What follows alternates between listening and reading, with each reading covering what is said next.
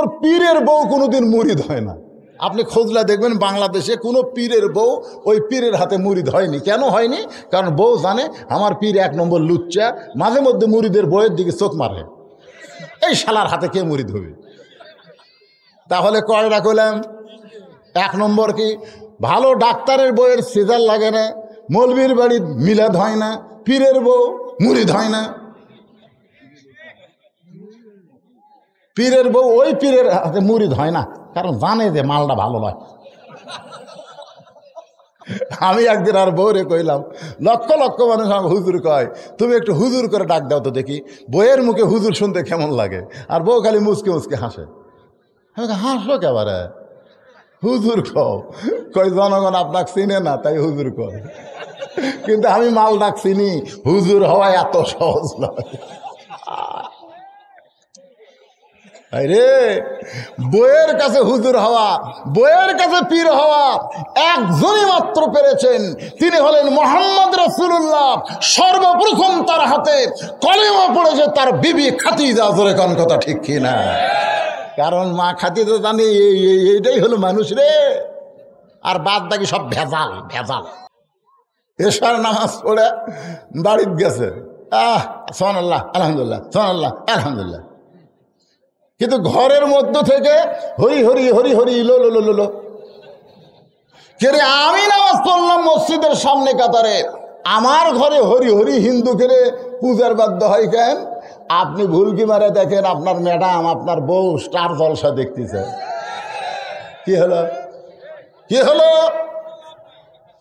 মসজিদ আল্লাহর ঘর ঠিকই থাকলো, কিন্তু আপনার ঘর ভারতের দখলে চলে গেল। জোরে কোন কথা ঠিক কিনা? এখন চিন্তা করে দেখবেন তো, বউ কি আপনার না ভারতের?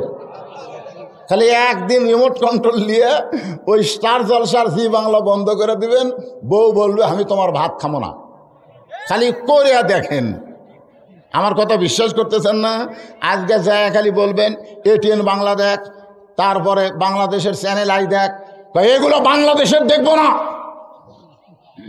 তাহলে বাংলাদেশে দেখবি না, কোনটা দেখবি? ভারতের গুলো দেখবো। তার মানে বোঝা গেল বর্তমান ভারত আপনার বউ দখল করছে, তাহলে আপনার দখল করা বাকি। জোরে কোন কথা ঠিক কিনা? তবে একটা কথা আছে, বউ যদি চলে যায় মরদ মানুষের 1 পয়সাও দাম নেই। কোনো দাম আছে?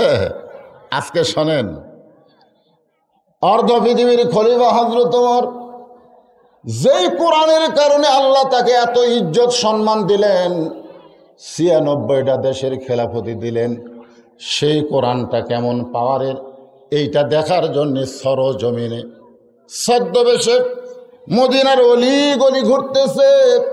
হঠাৎ হযরত ওমর দেখতে পায় 2 পাহাড়ের মাঝখানে একটা গিরিপথ। এই ছেলেপেলেরাই মনোযোগ দিয়ে শোনো, 2 পাহাড়ের মাঝখানে একটা গিরিপথ। জোরে বলেন কি পথ? ওই গিরিপথের মধ্যে একটা সুন্দরী মেয়ে ধীর গতিতে হেঁটে হেঁটে চলতেছে। মেয়েটার সামনেও কোনো মানুষ নাই, পিছনেও কোনো মানুষ নাই। ওমর ফারুক আশ্চর্য হয়ে গেল, এমন নির্জন পথে একটা মেয়ে মানুষ ঘুরতেছে, একটা মানুষও নাই, আগেও নাই পাশেও নাই। ওমর ফারুক ছদ্মবেশে মেয়েটার নিকটে গিয়ে বললেন, আল্লাহ, তোমার দুনিয়ায় এত সুন্দরী একজন নারী। সুবহানাল্লাহ খান। আপনারা হয়তো ভাবতেছেন ওমর ফারুক পরিমণির মতন একটা সুন্দরী মেয়েকে দেখে আল্লাহর শুকরিয়া আদায় করতেছে। ওমর ফারুক কিন্তু মেয়েটার চেহারা দেখে নাই, মেয়েটার আপাত মস্তক আল্লাহর আইন পর্দা। মেয়েটা যদি দেখতে খাটো হয়, যদি দেখতে কালো হয়, এরপরও যদি আল্লাহর আইন পর্দা মেনে চলে, আল্লাহর কোরআন তাদেরকেই সুন্দরী বলে। আমি যেই বলবো পর্দানিশী নারী যারা, আপনার বলবেন বিশ্ব সুন্দরী তারা, বলতে পারবেন না? একের জবান খুলে কবেন পর্দানিশী নারী যারা, হলো না?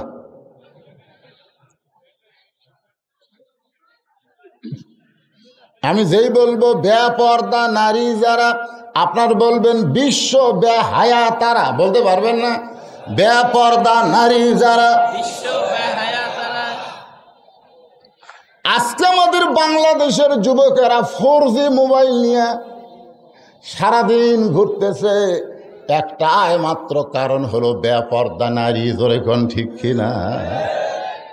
আমার এক চাষি আমার কাছে এসে বলে, হুজুর একটু ভালো করে দোয়া করে দেন তো, আমার ছেলের স্বাস্থ্য খারাপ হয়ে গেছে। তা আমি কইলাম, দোয়া দিয়ে স্বাস্থ্য ভালো হয়? দেখি ঠিক আছে, আমি যাচ্ছি। কিছুক্ষণ পরে ঘরত গেলাম, যাই দেখো হেডফোন কানের মধ্যে দিয়া শুয়ে আছে।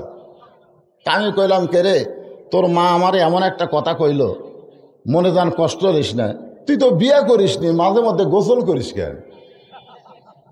হ্যাঁ, যেদিন গোসল করবি সেদিন বাড়ির থেকে বার হয়ে যাবি, তাহলে বাপ মা মনে করবে ছেলে কোনো জায়গা যাচ্ছে, গোসল করে গেল।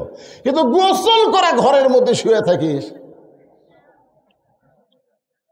আমার দিকে লোক লাল করে বলছে, কি ওয়াজ করেন, কি ওয়াজ করেন? ভালো করে ওয়াজ করবেন। আল্লাহর শপথ করে বলতেছি, আমি দরজা জানলা বন্ধ করে ঘুম পাড়ি। কিন্তু দিনের বেলা যে কয়টা বেপর্দা নারী দেখি, তাদের মধ্যে কেউ যদি স্বপ্নে আমার কাছে আসে, তা আমি কর্ম কি? আজ পর্যন্ত কোন পর্দানিশী নারীর সাথে আমার স্বপ্ন দোষ হয়নি।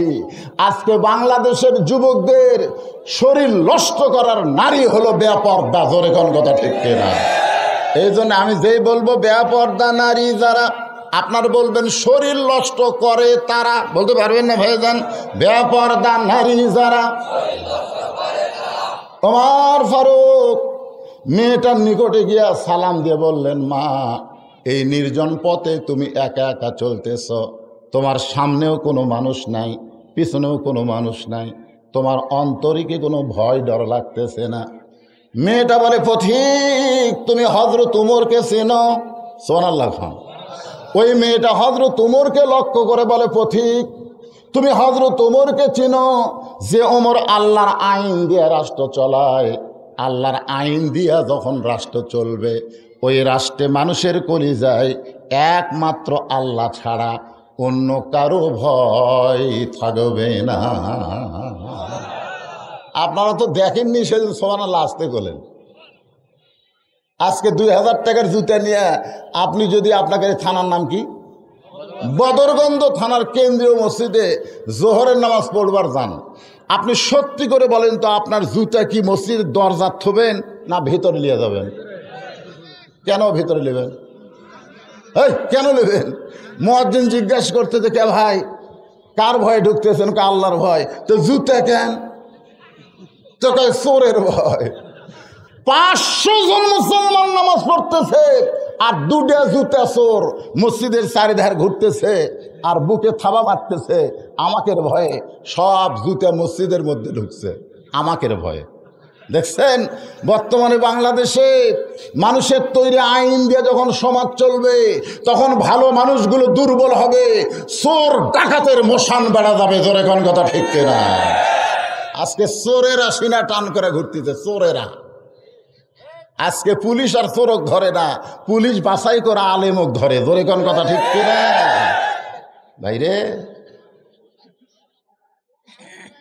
ওমর ফারুক চোখের পানি বের করে বলতেছে, মা, এই নির্জন পথে তুমি একা একা চলতেছ, তোমার সামনেও কোনো মানুষ নাই, পিছনেও কোনো মানুষ নাই। মেয়েটা বলতেছে, পথিক তুমি কি হযরত উমরকে চেনো? যেই ওমর আল্লাহর কোরআন দিয়ে রাষ্ট্র চালায়, সেদিন থেকে পৃথিবীর এক প্রান্ত থেকে আর এক প্রান্তে একটা মহিলা যাবে, ওর কলিজার ভিতরে আল্লাহ ছাড়া অন্য কারো ভয় থাকবে না।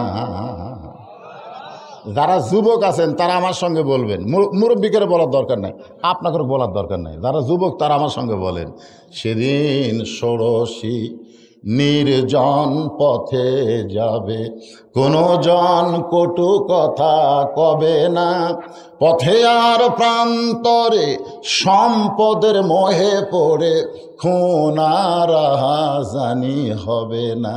সবাই বলেন, যদি মেনে চলি কোরআন। যেরকম যদি মেনে চলি কোরআন আর রাসূলের বিধান, সকলেই শান্তিতে থাকবে, বাংলার আকাশে কলেমার পতাকা যেদিন দুলবে।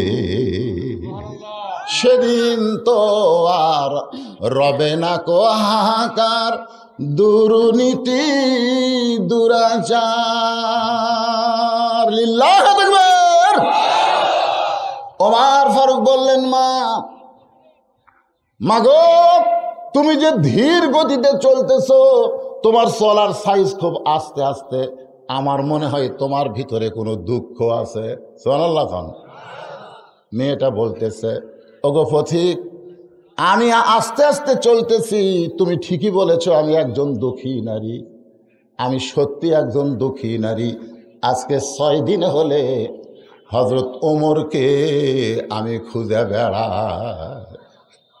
কয়দিন? তবে আমার ঈমান বলতেছে আর 1-8 দিনের মধ্যে হযরত ওমরকে আমি পেয়ে যাব ইনশাআল্লাহ। উমর মুসকে মুসকে হাসে আর বলে, মা তুমি কি পাগলি নাকি? উমর হলো অর্ধ পৃথিবীর খলিফা। সেই উমরকে যদি তুমি পাবার চাও, তাহলে বঙ্গভবনে যাও, গণভবনে যাও, সংসদ ভবনে যাও, প্রেসিডেন্ট ভবনে যাও। এইগুলা ভবনে না গিয়া তুমি 2 পাহাড়ের মধ্যে উমরকে খুঁজতেছ, তুমি কি পাগলি নাকি? মেয়েটা বলে, পথিক শোনো, যেদিন থেকে আল্লাহর কোরআন দিয়ে রাষ্ট্র চলবে, সেদিন নেতা খোঁজা লাগবে না, বরং নেতারাই দুঃখী মানুষকে খুঁজে বেড়াবে। আল্লাহর কোরআন দিয়ে রাষ্ট্র চললে কি খোঁজা লাগবে না? কথা কয় না, কি খোঁজা লাগবে না, বরং নেতারাই দুঃখী মানুষকে খুঁজে বেড়াবে। যেদিন আল্লাহর কোরআন দিয়ে বাংলাদেশ চলবে, সেদিন কোনো গরিব মানুষ ধনীর বাড়িতে যাওয়া লাগবে না, বরং ধনীরাই গরিবের দরজায় দরজায় ঘুরবে। জোরে কোন কথা ঠিক কিনা? বলবে, ভাই আমি জান্নাতে যাবার চাই, আমার 100 টাকার 2.5 টাকা লেতো। আমি জান্নাতে যাবার চাই ভাই, আমার 1000 টাকার 25 টাকা তুই লে ভাই। ও ভাই, আমার 1 লাখ টাকার মধ্যে 2,500 টাকা তুরি হক আছে ভাই। 1 কোটি টাকার মধ্যে 2.5 লাখ তোরা লে ভাই। তাছাড়া আমার জান্নাতে যাওয়ার কোনো উপায় নাই। প্রত্যেকটা গরিব বলবে, মাফ কর, মাফ কর। ইয়াকা নাবুদু ওয়া ইয়াকা নাস্তাইন। আমরা যার ইবাদত করি তার কাছে সাহায্য চাই। তোর যাকাতের টাকা আমাকে দরকার নাই। ওই 1 ব্যাগ টাকা নিয়ে 7 দিন ঘুরবি, একটা গরিবও পাবি না। মনের দুঃখে মরুভূমির মধ্যে গেছে, দেখি তো গরিব পাওয়া যায় কিনা। যায় দেখে 1 লোক বস্তা মাথার দিয়ে ঘুম পাড়তেছে।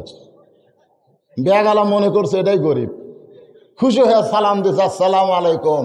ও মাথা তুলে কয় আলহামদুলিল্লাহ। ব্যাগালা বলতেছে, কে রে ভাই, তোরে সালাম দিলাম, ও আলাইকুম আসসালাম না বলে আলহামদুলিল্লাহ বলিস কেন? বলে 1 বস্তা টাকা লিয়া 15 দিন ঘুরতেছি, এখন পর্যন্ত গরিব পাইনি। তো গরিব মনে করে আল্লাহ শুকর আদায় করছি, টাকার বস্তাটা লেত। তখন কয়, আমি ঘুরি 7 দিন, তুই ঘুরিস 15 দিন, তাহলে গরিব গেল কোথায়? আল্লাহ ডাক দেয়া বলে, বান্দারে, সুদ ভিত্তিক অর্থনীতিকে কবর দিয়া যাকাত ভিত্তিক আল্লাহর অর্থনীতি যখন চালু হবে, ওই দেশের জন্য গজবের দরজা বন্ধ করে আল্লাহ রহমত বরকতের দরজা খুলে দিবে। জোরে কোন কথা ঠিক না? খালি সুদ আর সুদ। 1 টাকা খাচ্ছেন, নিজের মায়ের সঙ্গে 42 বার তিনা করার গুনাহ হচ্ছে। এই সুদ খানে আল্লাহরা, আল্লাহ রাসূল বলেছেন, একটা পাপের কথা বলতে আমি রাসূলই শরম পাইছি, যে সুদের 1 টাকা খায়, নিজের জন্ম দেওয়া মায়ের সাথে 42 বার জিনা করার গুনাহ হয়, তাহলে 100 টাকা খাইলে ওর খবর কি?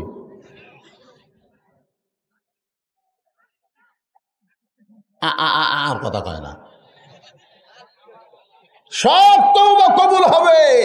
আপনি যদি শিরকও করেন, তওবা করে কলমা পড়লে আল্লাহ কবুল করবে, কিন্তু যারা সুদ খাচ্ছে এদের তওবা আল্লাহ কবুল করবে না। যতক্ষণ পর্যন্ত যাদের কাছ থেকে সুদের টাকা লিছে ওদেরকে ফেরত না দিবে, ততক্ষণ পর্যন্ত এদের তওবা কবুল হবে না। কারণ সুদ দেনে আল্লাহকে আল্লাহ মাফ করবে, কিন্তু খানে আল্লাহকে আল্লাহ মাফ করবে না। আমার কথা কি বুঝতে পারলেন? সুদ যারা দেয়, যারা সুদ দেয় এরা তওবা করলে মাফ পাবে, কিন্তু যারা খায় না না না লাভ খায়, এরকে মাপ নাই। আপনাদের মধ্যে এরকম 2-1 জন যদি থাকেন, কলার গাছের সাথে গলার দড়ি দিবেন, কারণ তওবাই কবুল হবি না। মরছে রে, মরছে রে।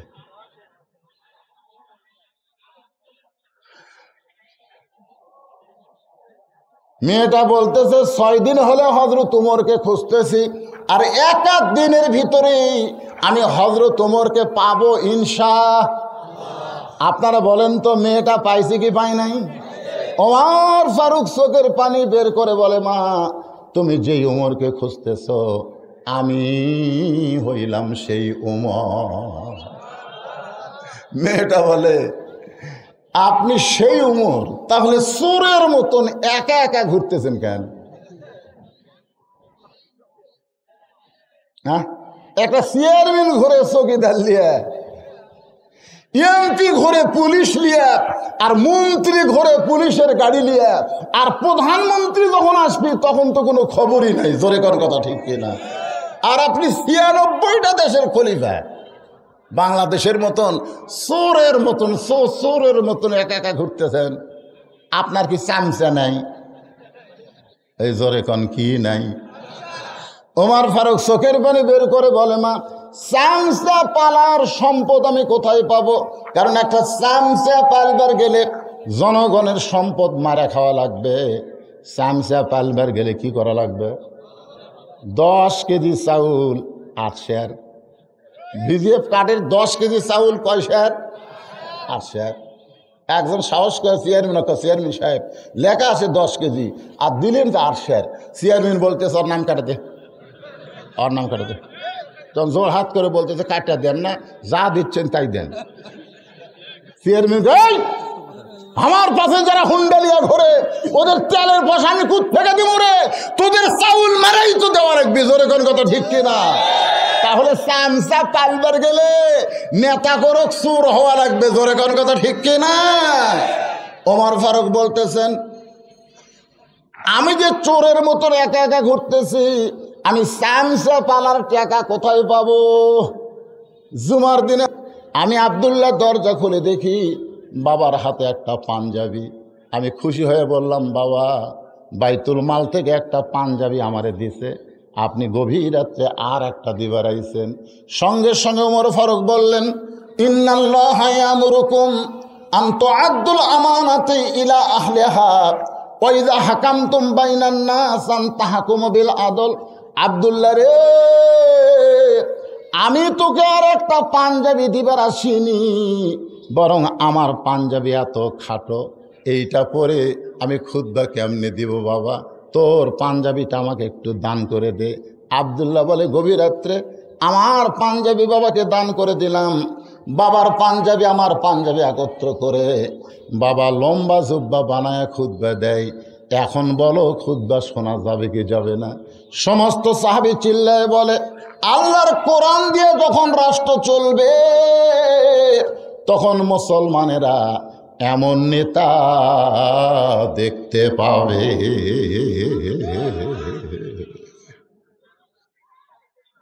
তো মা, তুমি 6 দিন হলে আমারে খুঁজতেছো কেন? আমারে খোঁজার কারণ কি? মেয়েটা বলতেছে, আমিরাল মুমিনিন, আমি হলাম একজন দুঃখী নারী।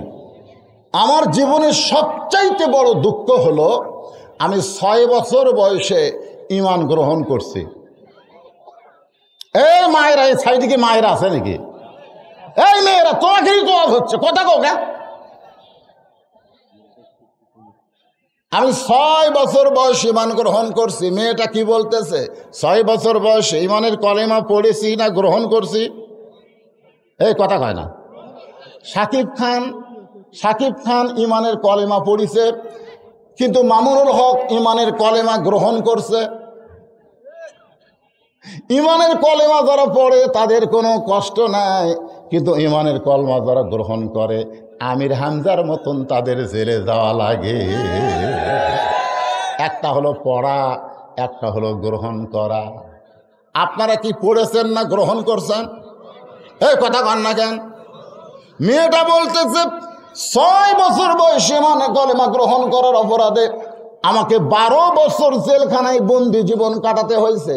আমি আর কোন অপরাধ করি নাই, একটাই মাত্র অপরাধ, ইমানের কলেমা গ্রহণ করেছি, আর সেইটা অপরাধে আমাকে 12 বছর জেলখানায়, সকালবেলা 3টা চাবুক, বিকালবেলা 3টা করে চাবুক মারছে। আমার দেহের এমন কোনো জায়গা নাই যে জায়গায় চাবুকের আঘাত লাগে নাই। আপনি যখন রোম পারস্য দখল করলেন, তখন আপনি ঘোষণা করলেন মুসলমান কোন রাষ্ট্র যখন দখল করবে, ওই রাষ্ট্র তখন আল্লাহর আইন দিয়ে চলবে। আল্লাহর আইন দিয়ে যখন কোনো রাষ্ট্র চলবে, ওই রাষ্ট্রে তখন জেলখানার কোনো দরকার হবে না। জেলখানার দরজা মুক্ত হয়ে গেল। আমার দাদা খ্রিস্টান, আমার বাবা খ্রিস্টান, আমার 14 গোষ্ঠী খ্রিস্টান, কিন্তু খ্রিস্টানদের ঘরে আমি একজন মুসলমান নারী, আমি কোথায় যাব বলেন? তাই 2 পাহাড়ের মাঝখানে আজকে 6 দিন হলে আপনাকে খুঁজতেছি। যদি আপনাকে পাই, আপনার কাছে এই দুঃখী মেয়ে একটু আশ্রয় চায়।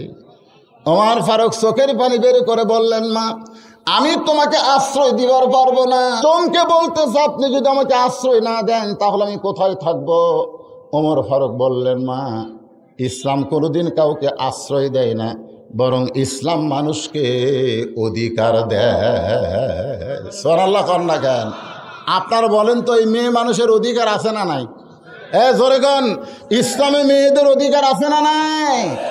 আগেকার মৌলবীরা মিথ্যা ওয়াজ করছে যে স্বামীর পায়ের তলে বউয়ের জান্নাত।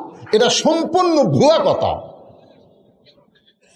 স্বামীর পায়ের তলে বউয়ের জান্নাত না, বরং মায়ের পায়ের তলে সন্তানের জান্নাত। জোরে কোন কথা ঠিক কিনা? পুরুষের পায়ের তলে জান্নাত নাই, জান্নাত আছে নারীর পায়ের তলে। এ মায়েরা, কথা পেঁচাল পারেন না, ওয়াজগুলো শোনেন। ইসলাম আপনাদের কি অধিকার দিল? আজকে মানবতার নামে ঢাকাত কতকগুলো নারী উলঙ্গ হয়ে বলে আমার দেহ আমার ইচ্ছা। তোর দেহ তুই ইচ্ছা? যদি মুসলমান হও, আল্লাহ তোমাকে সম্মান দিয়েছে। তুমি জানো না, একই গাছের কলা, এক গামলায় ছিলা, এক গামলায় শোষাওয়ালা, খরিদ্দার কোন কলা নিবি? কথা কর না কেন? কলাওয়ালা বলতেছে, ভাই তুমি কি ছিলা খাও না? ছিলাই তো খাই, তা আগে থেকে ছিলা আছে, খালি লিভার খাবা। খরিদ্দার বলতেছে, ভাই আমি খাওয়ার আগেও খাসে। কলাওয়ালা বলতেছে, আল্লাহর শপথ কেউ খায়নি। বলে তোমার 2 চোখ দিয়ে বুঝবার পারবা না, অনুবীক্ষণ যন্ত্র নিয়ে দেখো, পোকা খাসে, মশা খাসে, মাছি খাসে, ধুলে খাসে, বালি পড়ছে। যে সমস্ত মেয়েরা বেপর্দা, এরা শিলা কলার মতন। জোরে কর কথা ঠিক না? আর পর্দানিশী নারী যারা, সুসাওয়ালা কলা, তারা একটা কিছু স্পর্শ করবার পারে নাই। ভাইরা, ইসলাম আপনাদের কি অধিকার দিল? আল্লাহ কোরআনে বলেছেন, অকরনা ফি বুয়ুতিকুন্না ওয়ালা তাবাররুজনা তাবাররুজাল জাহিলিয়াতিল উলা। ওমর ফারুক বললেন, মা ইসলাম তোমাকে অধিকার দিয়েছে। মেয়েটা বলে, আমিরুল মুমিনিন, ইসলাম আমাকে কি অধিকার দিল? ওমর ফারুক বলেন, তোমার বয়স কত? বয়স কত? কেরে আপনারা হিসাব করলেন না? 6 বছর ঈমান গ্রহণ করছে, 12 বছর জেলখানা ছিল, তার বয়স কত?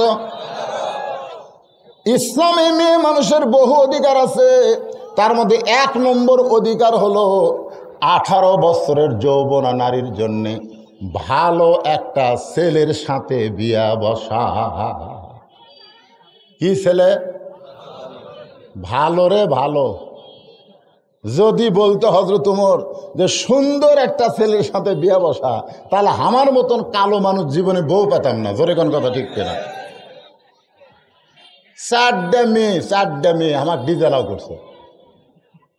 দেখাই কছে, আগে তো দাড়িওয়ালা কালো হবি না, শেষে যেটা ঘরের বউ হয়ে আছে ওই আমাকে না দেখাই কছে, মৌলবি মানুষ যখন কালো হোক আর যাই হোক আলহামদুলিল্লাহ, আমি একটা বউ পাচ্ছি ভাই রে, আমাকে দেখেনি রে। দেখেন, ইসলাম কিন্তু সুন্দর কয়নি। ওমর ফারুক বলতেছেন, ভালো একটা ছেলের সঙ্গে বিয়া বসার অধিকার আল্লাহ তোমাকে দিয়েছে, কিন্তু তোমার কোনো অভিভাবক নাই। তুমি ভালো ছেলে কোথায় পাবা? আমি ওমর তোমার অভিভাবক হয়ে একটা ভালো ছেলের কথা বলতেছি, দেখো তো তোমার পছন্দ হয় কিনা। মেয়েটা বলতেছে, আমিরুল মুমিনিন, তাহলে বলেন তো ভালো ছেলেটার নাম কি? ওমর ফারুক বললেন, 6 লক্ষ হাদিসের হাফেজ। সুবহানাল্লাহ কন্যা কেন? 30 পারা কোরআনের হাফেজ, লম্বায় হলো 6 ফুট 2 ইঞ্চি, গায়ের রং ফর্সা, চাঁদের মতন চেহারা, নাম হলো আব্দুল্লাহ, আর বাবার নাম হলো উমর। মারে ও মা, ও তোমাকে আমার বৌমা বানায়া আমার বাড়িতেই তোমাকে অধিকার দিবার চাই মা। কারণ তুমি 6 বছর বয়সে ঈমান গ্রহণ করে 12 বছর ঈমানের নির্যাতনের পরীক্ষা দিয়েছো। তোমার মতন একটা মেয়েকে যদি আমার ছেলের সঙ্গে বিয়ে দিয়া আমার বৌমা বানাবার পারি, উমরের কপাল সার্থক হয়ে যাবে। ধরে কোন সুবহানাল্লাহ। আজকে কোরআনের হাফেজ আর বিয়া হয় না, কিন্তু MBBS মেয়ে, ওরে বাবা রে।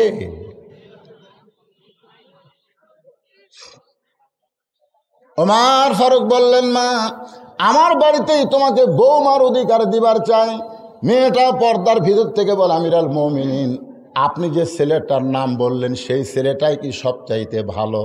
আপনি কিন্তু বলেছেন ভালো একটা ছেলের সঙ্গে বিয়া বসার অধিকার আছে, সে আব্দুল্লাহ কি সবচাইতে ভালো? ওমর ফারুক বললেন, আমার 2 চোখে আব্দুল্লাহর চাইতে ভালো কোনো ছেলে নাই। মেয়েটা বলতেছে, আমি একটা ছেলের নাম বলবো, দেখেন তো ছেলেটা পছন্দ হয় কিনা। ওমর ফারুক চমকে উঠছে, কিরে জেলখানা বন্দি থাকলো 12 বছর আর 6 বছর বয়সে ঈমান গ্রহণ করছে, এই মেয়েটা আবার ভালো ছেলের খবর কেমনে দিবে? ওমর ফারুক বলে, মা দেখি তো তুমি ছেলেটার নাম বলো। মেয়েটা বলতেছে, ছেলেটার নাম হলো হোসাইন, মায়ের নাম হলো ফাতেমা, বাবার নাম হলো হযরত আলী, আর নানার নাম হলো মুহাম্মাদুর রাসূলুল্লাহ। এখন আপনি বলেন, এ আব্দুল্লাহ আর হোসাইন এই দুটার মধ্যে কোনটা ভালো? না না না, আপনি করুক না, মেয়েটা হয়তো তোমরকে বলতেছে। এখন আপনি বলেন এই দুইটার মধ্যে কোনটা ভালো? ওমর ফারুক একদিন আসরের নামাজের পরে হুজুরকে বলতেছে, হুজুর আচ্ছা প্রথম সেজদায় আপনি 3 বার সুবহান রাব্বিয়াল আলা বললেন, কিন্তু দ্বিতীয় সেজদায় যায় 100 বার সুবহান রাব্বিয়াল আলা বলি, তাও সেজদা তোলেন না। আবার তৃতীয় রাকাত ঠিকই পড়ালেন, চতুর্থ রাকাত ঠিকই পড়ালেন, কিন্তু প্রথম রাকাতে দ্বিতীয় সেজদায় এত লম্বা সেজদা দিলেন কেন? আল্লাহ রাসূল বলে, ওমর তোমরা কেউ জানো না, আমি যখন সেজদাত গেছি এমন সময় 2 জন পবিত্র আমার কাঁধের উপর এসে বসেছে। 2টা পবিত্র আমার কাঁধের উপর চড়ে বসেছে। আমি এখন 3 বার সুবহান রাব্বিয়াল আলা বলার পরে ওদেরকে পিঠ থেকে নামাবার চাই। আল্লাহ বলতেছে, হাবিব খবরদার, খবরদার, ওই 2 জনকে পিঠ থেকে নামাবেন না। এরা 2 জন যতক্ষণ আপনার পিঠে বসে থাকবে আপনি ততক্ষণ সেজদার থাকবেন। সমস্ত সাহাবেরা বললেন, হুজুর সেই 2 পবিত্রকে? রাসূল বললেন, সাইদুস শাবাবে আহলিল জান্নাহ হাসান হোসেন রাদিয়াল্লাহু তাআলা আনহুমা। জোরে সরে বলেন সুবহানাল্লাহ। ওমর ফারুক বললেন, মা তুমি যে ছেলেটার নাম কইলা আমার আব্দুল্লাহর চাইতে 1000 গুণ ভালো। মেয়েটা বলতেছে, হোসানের মতন ভালো ছেলে যদি দুনিয়াতে থাকে তাহলে আপনার আব্দুল্লাহর সাথে বিয়া বসবো কেন? আপনি কিন্তু বলেছেন ইসলাম আমাকে ভালো ছেলের সাথে বিয়া বসার অধিকার দিছে, তাহলে আমি অধিকার খর্ব করব কেন? বিয়া যদি বসায় লাগে হোসাইনের সাথে বসবো। ওমর ফারুকের মনটা বড় খারাপ, কারণ এই মেয়ের মতন একটা বৌমা দরকার ছিল। সুবহানাল্লাহ খান। কি করবে হযরত ওমর? নিরাপদ আশ্রয় দিয়া পড়ন্ত বিকেল বেলায় হযরত আলীর দরজায়, আসসালামু আলাইকুম ইয়া আহলাল বাইত আম্মা সাইলা ফালা তানহার। হযরত আলী চমকে গেল যে উমর ফারুক আমারে সালাম দিল, কিন্তু ফকিরের আয়াত কেন পড়লো? আম্মা সাইলা ফালা তানহার মানে বোঝেন আপনারা?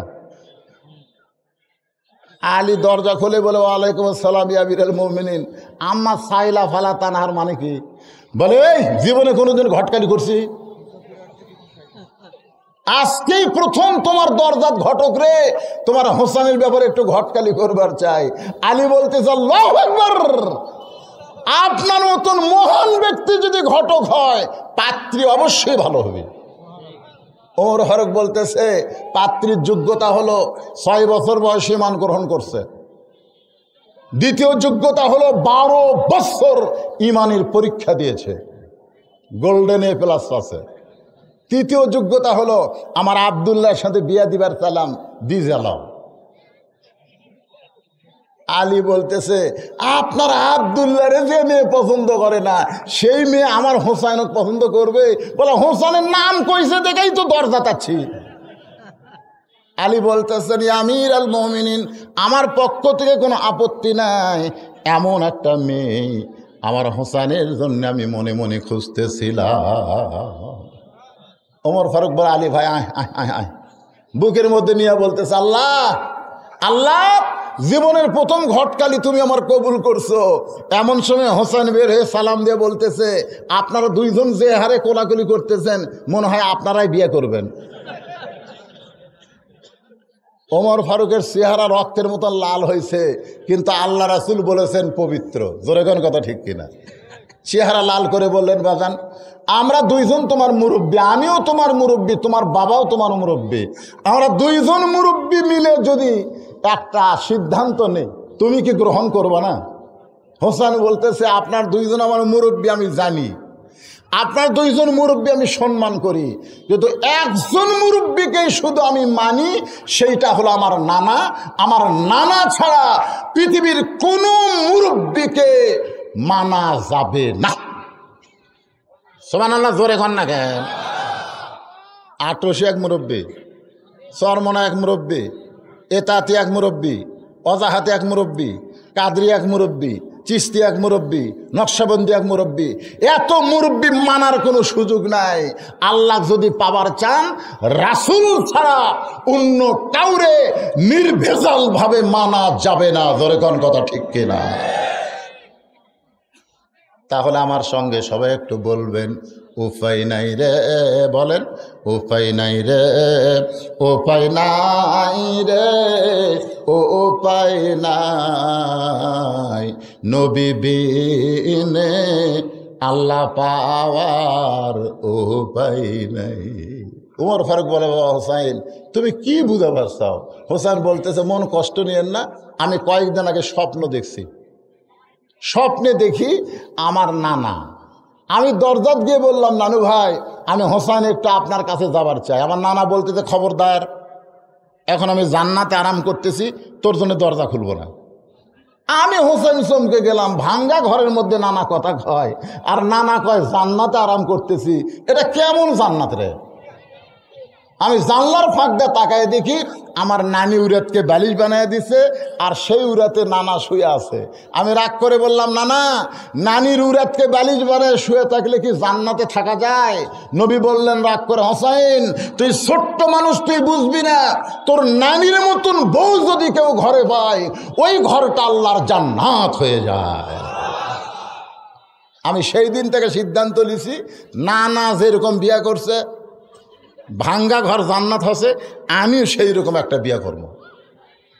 কারণ ভাবিয়া করিও কাজ, করিয়া ভাবিও না, যাকে তাকে বিয়ে করে এখন বুঝতিতে ঠেলা। 2 দিন পরে স্বামীকে বগল দাবা করে কই চলো আমরা ইয়াদ যাই, কি আপনাদের জেলার নাম কি? রংপুর যাই, চলো। এই বুড়া বুড়ির সাথে আর থাকা যায় না, বুড়া খালি ভ্যাট ভ্যাট ভ্যাট ভ্যাট করে আর বুড়ি খালি ফিস ফিস ফিস করে। এমন মন্ত্র শিখাইছে ওই বাপ মা বাদ দিয়ে রংপুর চলে গেছে। এরকম পাটা আছে না নাই? যেরকম আছে না নাই? আল্লাহ রাসূল বলেছেন সকাল সন্ধ্যায় বাপ মার চেহারার দিকে রহমতের নজর দাও, তোমার আমল নামা একটা কবুল হজের সওয়াব হবে। জোরে কর কথা ঠিক কিনা? আর বইয়ের বুদ্ধি শুনে এই শালা পাটা চলে গেছে রংপুর। এইরকম পাটা আছে না নাই? কথা করা আছে না নাই? আমার ওয়াজে শোনেন নাই, হুঁশ নাই, ওয়াজে শোনেন নাই। ইব্রাহিম আলাইহিস সালাম ইসমাইল আলাইহিস সালামের বাড়িতে গেছিল, বাড়িতে যা ডাকতেছে বাবা ইসমাইল, তো বাড়ির মধ্যে থেকে ইসমাইল বউ বলতেছে কে ডাকে কে ডাকে কে ডাকে? ইব্রাহিম চুম করছে, কে রে? মেয়ে মানুষের গলা এত জোরে, এটা তো আমার ইসমাইলের বউ হবে। তো ইব্রাহিম নবী ফেরত যাওয়ার সময় এক লোকের সাথে দেখা হয়ে বলতেছে ভাই আমার নাম হলো ইব্রাহিম, আমি ইসমাইলের বাড়িতে আসছিলাম, তা আমি ছেলের সঙ্গে দেখা পাচ্ছি না, তো ছেলের সাথে তোমার যদি দেখা হয় তুমি ছেলেকে বলবা সে যেন চৌকাঠ পাল্টায়। জোরে কোন কি পাল্টায়? চৌকাঠ পাল্টায়। নবীরা সব খোলাখুলি কয়। কিছুদিন পরে ইসমাইল নবী আইতেছে, ওই লোকটা সালাম দিয়ে বলতেছে আপনার বাপ আইছিল, আমার সাথে দেখা করে বলল চৌকাঠ পাল্টার লাগবে। ইসমাইল নবী বাড়ির যে বউ ডাক দিছে, বউ দরজা খুলতেই কয়েছে তুই তালাক। বউ কয় কিসের তালাক? কয় তোর মাও তালাক। বলে মাও কেন তালাক? তোর 14 গোষ্ঠী তালাক। আমার বাবা আইছে আর তুই কে ডাকে এই কুত্তের জাত। এই বউ মরে গেলে বউ পাওয়া যাবে, বউ ছাড়া দিলে বউ পাওয়া যাবে, কিন্তু বাপ মা যদি মারা যায় কিয়ামত পর্যন্ত কানলে বাপ মা পাওয়া যাবে না। জোরে কোন কথা ঠিক কি না? দরকার হলে আমরা বউ ছাড়া দেবো। আমি সকালবেলা বউ ছাড়বো, বিশ্বাস করেন বুড়া হচ্ছি তাকিয়ে হচ্ছি, বিকালবেলা বিয়ে করে পারবো। জানেন আপনি এত মেয়ে মানুষ আমার শোনা পাগলা আছে, খালি খালি যদি কই আমি বিয়ে করবো লাইন ধরবি রে। কিন্তু আমি আমার বাপ 18 সালে মারা গেছে, বাবার কবরের পাশে ওয়াজ করতে আসার সময় একবার দোয়া করি, গভীর রাত্রে যাওয়ার পরে বাবার কবরের পাশে দাঁড়ায় কাঁদি বলি বাবা আপনি মরে যাওয়ার পর আপনার মতন বাবা আর আমি দেখি। আজকে সেই বাবা বাদ দিয়া মারে বাদ দিয়া তুমি বইয়ের কথা মতো বাপ মার মনে কষ্ট দাও। তুমি কেমন সন্তান একটাবার চিন্তা করো। আল্লাহ কোরআনে বলেছেন ওয়াকাযা রাব্বুকা আল্লা তা'বুদু ইল্লা ইয়্যাহু ওয়া বিল ওয়ালিদাইনি ইহসানা।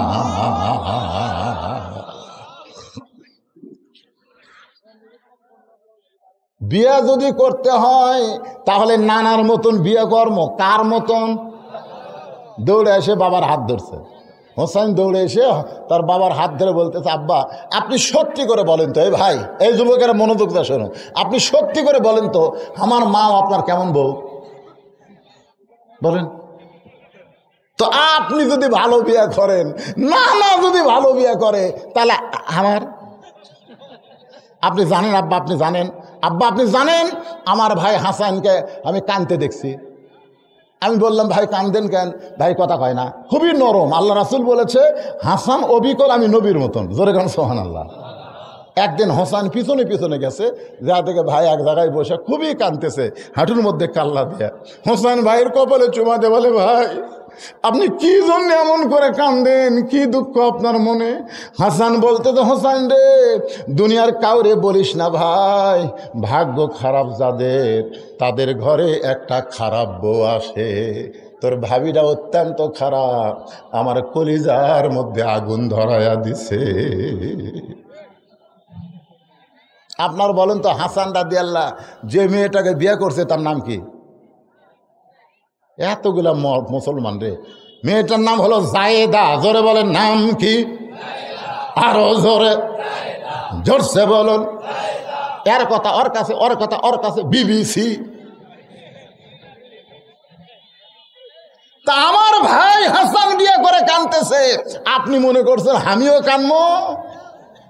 বিয়ে যদি করতে হয় নানার মতন আপনার মতন বিয়ে করবো, আমার ভাঙ্গা ঘর যেন জান্নাত হয়ে যায়। ওমর ফারুক বলতে হোসাইন আমি যে মেয়ের ঘটকালি করতেছি সেই মেয়েটাও ভালো বাবা, তুমি বিয়ে করলে তোমার ঘর জান্নাত হবি রে। হোসেন বলতেছে আপনার কথা মতো আমি বিয়ে করব না, আমি সিদ্ধান্ত নিয়েছি আমি সেই মেয়েকে বিয়ে করব যে মেয়ে আমার 3টা প্রশ্নের উত্তর দিবার পারবে। কয়টা প্রশ্ন? ওমর ফারুক বলে আলী হোসেন কি 3টা প্রশ্ন করবে তুমি জানো? আলী বলতেছে আজকে জীবনে প্রথম শুনলাম। ওমর ফারুক বলতেছে যেই প্রশ্ন আমি জানি না তুমিও শোনো নাই, সেই প্রশ্নের উত্তর মেয়েটা কেমনে দিবে? আমার ঘটকালি কবুল হয় নাই। কানতে কানতে মেয়েটার দরজায় গিয়ে বলে মা আমার আব্দুল্লাহর সঙ্গে বিয়া বস, তুই আমার বউ মা হ মা। মা আমার আব্দুল্লাহ বড় ভালো ছেলে। মেয়েটা বলতেছে খালি একটাবার বলেন হোসেনের চাইতে ভালো। তাহলে আমার কোনো আপত্তি নাই। উমর কান্দের বলে হোসেনের চাইতে ভালো পৃথিবীর কেউ হতে পারবে না। মেয়েটা বলতেছে তাহলে আপনার আব্দুল্লাহ রে খামাখা কেন বিয়ে করব? উমর বলতেছে মা, হোসেন যে মেয়েটাকে বিয়ে করবে সে মেয়েটাকে 3টা প্রশ্ন করবে, উত্তর দিবার পারলে বিয়া, নসেদ বিয়া করবে না। যেই প্রশ্ন আমিও জানি না, তার বাবা জীবনে শুনি নাই, তাহলে তুমি কেমনে উত্তর দিবা? মেয়েটা ঘরের মধ্য থেকে বলতেছে আল্লাহ আল্লাহ আল্লাহ, ইয়া আমিরুল মুমিনিন, আমার ঈমান বলতেছে হোসেন যে 3টা প্রশ্ন করবে আমি না পারলেও আমার আল্লাহ পারাবে। লিল্লাহে তাকবীর। আমার ঈমান বলতেছে ফিলিস্তিনের মুসলমান বিজয় হবে। শুধু ফিলিস্তিনের মুসলমান বিজয় না, গোটা পৃথিবীতে একটা ইহুদিকে খুঁজে পাওয়া যাবে না। ইহুদি খ্রিস্টানেরা পাহাড়ের গুহার মধ্যে লুকাবে। মেয়েরা যেমন মেয়ের মাথার উকুন বেচা ঢেলা হলে টিভি মেরা পুট্টুস করে শেষ করে, নেই।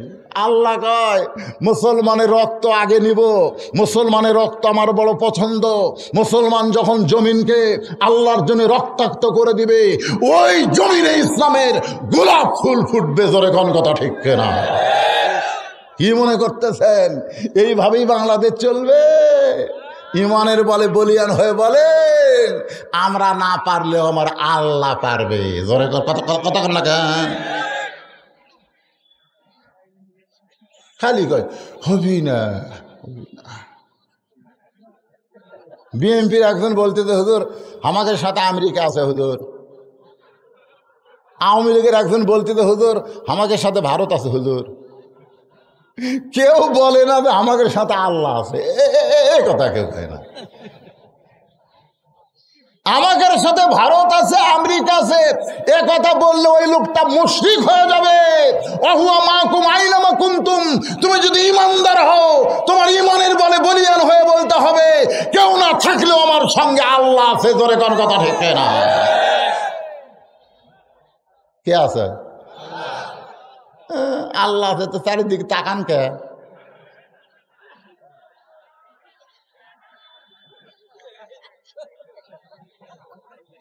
চারিদিকে তাকান কে? আল্লাহ আছে বিশেষ করে খালি বিশ্বাস করেন যে আল্লাহ দেখতেছে, ফেরেশতারা লিখতেছে। এ কথা কন না কেন? কে দেখতেছে? আপনারা কি বিরক্ত হচ্ছেন? আমার জামাই কিন্তু বলে গেছে অসুস্থ মানুষ যতক্ষণ পারে করবি মোনাজাত করে দিবি। ওটা বসা করলে মোনাজাত হবে। ওটা ওঠে কে রে? ওটা ওঠে কে?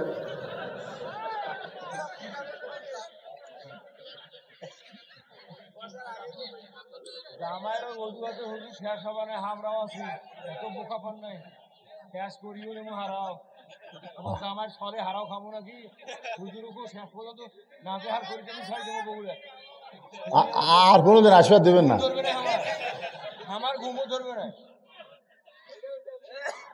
না বিশ্বাস করার ইমানের একটা দাবি আছে না নাই? মেয়েটা কি বলতেছে? তাহলে আজকে আপনারা কেন বলতেছেন 3 তলা তুটে 1.5 লাখ টাকার খাট 12,000 টাকার কম্বল ওরে তেমনি দিয়ে বলতেছে আমার বাড়ি আমার ঘর আমাক নামাইকে 9টার সময় 2 কান্দের ফেরেশতাকে আল্লাহ ঈদ এত অহংকার করে ঘুমালো, এর খবর কি? আল্লাহকে একটু ধৈর্য ধর, রাত 3টার সময় একটু ভূমিকম্প।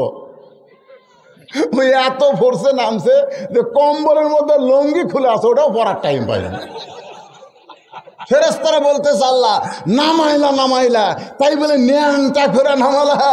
আল্লাহ কয় যারা নামবার পাবে না তাদেরকে ন্যাংটা করেই নামান লাগবে। জোরে কোন কথা ঠিক?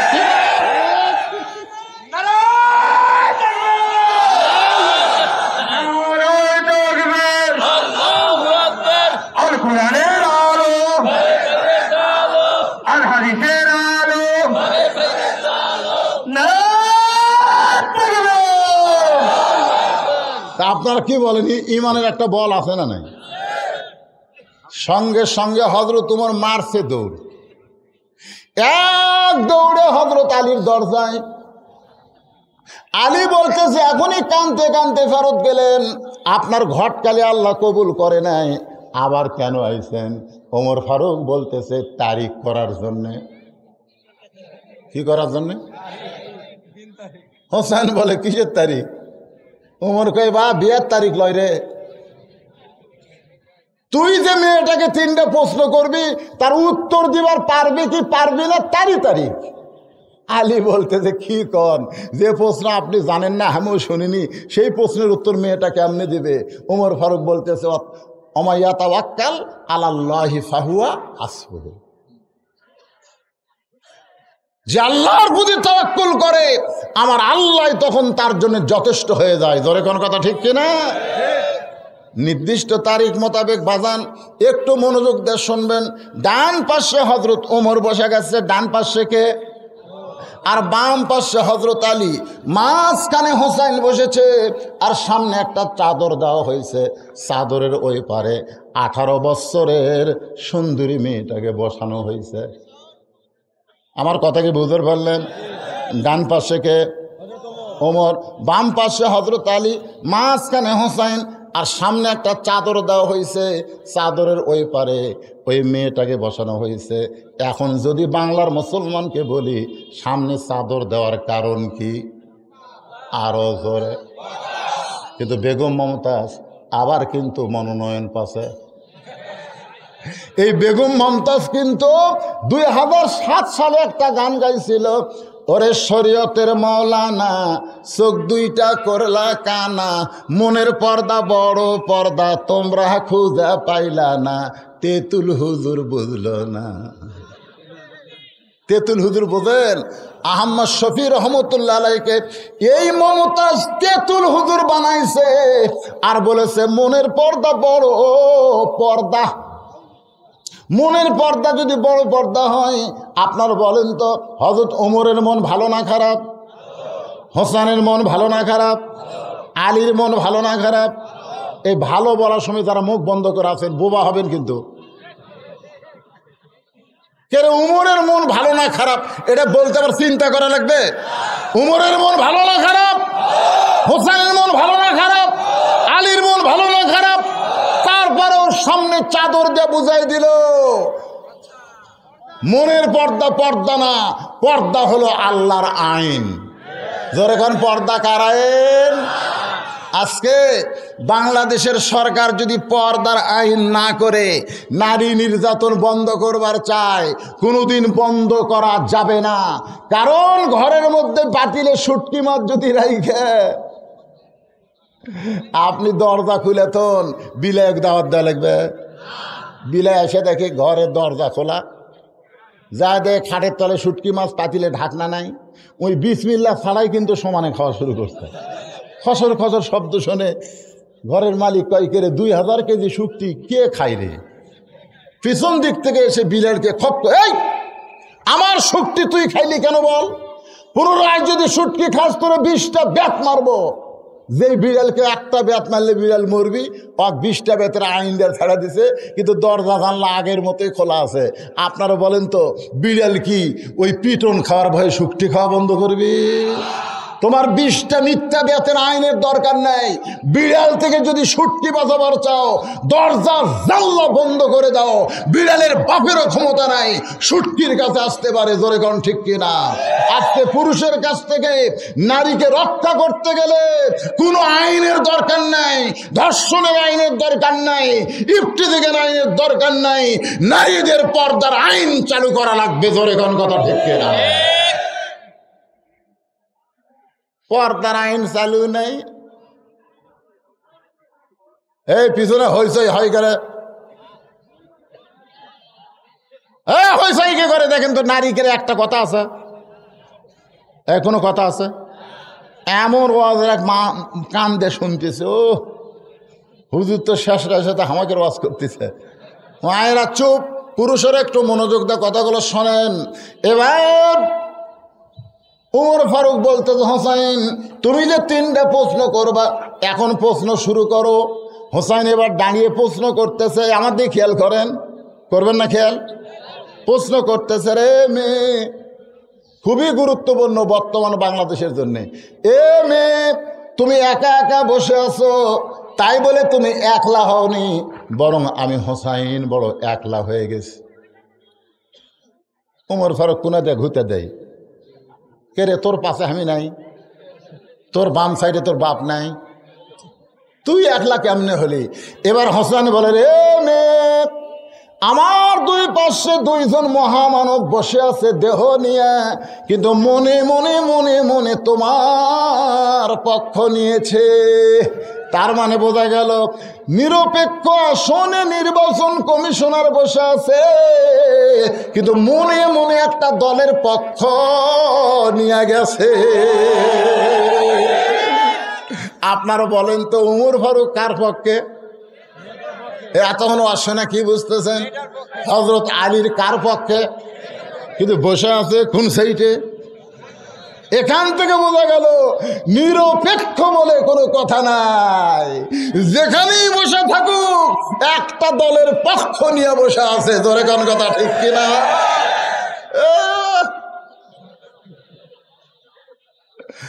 নিরপেক্ষ নিরপেক্ষ। ওমর ফারুক বলে, হোসেন এখন তুমি প্রশ্ন শুরু করো। এবার হোসেন প্রশ্ন করতেছে। বাবাজিরা মনোযোগ দিয়ে শুনবেন। 1 নম্বর, আমার মাকে তুমি জানো? তাহলে চুম করছে, কে রে? আমি বেটার সাথে আছি, আর বেটা আমার কথা না কয়ে মায়ের কথা কয়। বলা লাগতো, রে মেয়ে, আমার বাবাকে তুমি জানো? বাবার কথা না বলে মায়ের কথা বলার কারণ হলো, বাবা আনন্দে মাতিয়া সাগরে ভাসাইয়া সেই যে চইলা যায়, খবর লয় না মাজন ধরিয়া উদরে, কত কষ্ট করে 10 মাস পরে পায় প্রসবের বেদনা। ইমাম গাজ্জালি বলেছেন, মায়ের পেটে বাচ্চা তার সাথে সাথে আল্লাহ মাসিক ব্যারাম বন্ধ করে দেয়। মাসিক ব্যারাম বন্ধ করার কারণ হলো ওই বাচ্চা পেটে থাকা অবস্থায় মায়ের যেন কোনো ইবাদতের কমতি না হয়। কারণ মেয়েদের মাসিক হলে 5 দিন 3 দিন 7 দিন নামাজ পড়া যাবে না, রোজা রাখা যাবে না, কিন্তু পেটে বাচ্চা আসার পর ওই অসুখটা আল্লাহ বন্ধ করে কেন দেয়? পেটের বাচ্চার জন্য মার ইবাদতের যেন কোনো কমতি না হয়। মা নামাজ পড়বে, পেটের মধ্যেও বাচ্চা নামাজ পড়বে।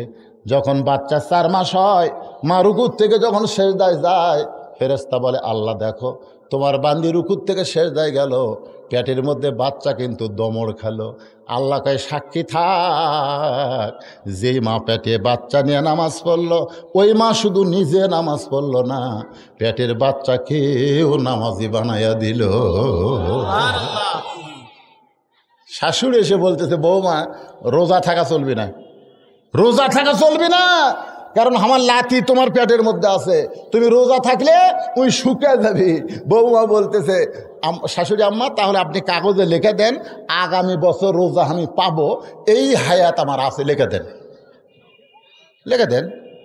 যদি আমি আগামী বছর রোজা পর্যন্ত বেঁচে থাকি, তাহলে না হয় এই বেটার জন্যে আমি রোজা থাকবো না। শাশুড়ি বলছে, তাই কি বলা যায়? তাহলে আমি আমার পেটের সন্তানের জন্য আল্লাহর ফরজ হুকুম রোজা বাদ দিব না, সন্তান পেট শুকে যাক, মরে যাক।